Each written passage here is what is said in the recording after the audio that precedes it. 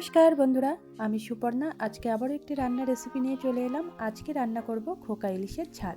তো দেখতেই পাচ্ছ মাছগুলোতে নুন এবং হলুদ লাগিয়ে রেখে দিলাম।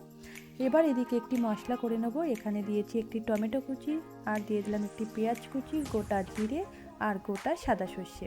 তোমরা চাইলে এখানটায় কালো সর্ষেও ইউজ করতে পারো। তো মশলাটাকে ভালোভাবে বেটে নিচ্ছি, আর দিয়েছি 4 থেকে 5টি কাঁচা লঙ্কা, সেটাকেও ভালোভাবে বেটে নিলাম। তো দেখতেই পাচ্ছ আমার মশলাটা কিন্তু বাটা হয়ে গেছে। এবার কড়াইতে তেল দিয়ে দিলাম। তেলটা গরম হয়ে গেলে তার মধ্যে এক এক করে মাছগুলোকে ভেজে নেব। তো আমার মাছগুলো কিন্তু ভাজা হয়ে গেছে। এবার আমি ওই তেলের মধ্যেই ফোড়নে দিয়ে দিলাম গোটা জিরে, কালো জিরে, আর দিয়ে দেবো বেটে রাখা মশলাটা দিয়ে অল্প একটু জল দিয়ে দেবো, দিয়ে ভালোভাবে নেড়ে চেড়ে নেব। ভালোভাবে নেড়ে চেড়ে নিয়ে ওর মধ্যে এবার স্বাদ মতো লবণ আর হলুদ গুঁড়ো দিয়ে আবারও ভালোভাবে নেড়ে চেড়ে নেব, যাতে মশলাটা ভালোভাবে কষানো হয়ে যায়। আর তোমাদের যদি এই রেসিপিটা ভালো লাগে, তোমরাও একবার বাড়িতে ট্রাই করে দেখতে পারো। খুব সুন্দর হয়েছিল কিন্তু খেতে।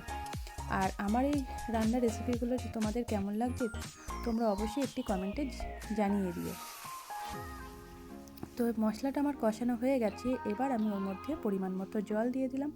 জলটা কিছুক্ষণের জন্য ফুটতে দেবো, তার জন্য ঢাকনা দিয়ে রেখে দিলাম।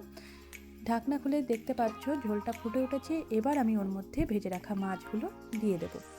মাছগুলো দিয়ে আবার কিছুক্ষণের জন্য ঢাকনা দিয়ে রেখে দেবো, যাতে ঝোলটার সাথে মাছটা ভালোভাবে মিশে যায়। তো দেখতেই পাচ্ছ আমার কিন্তু রান্নাটা অলমোস্ট রেডি হয়ে গেছে। তো তোমাদের কেমন লাগলো রেসিপিটা অবশ্যই কমেন্টে জানিও, আর ভালো লাগলে লাইক কমেন্ট করতে ভুলো না। তো চলো, টাটা।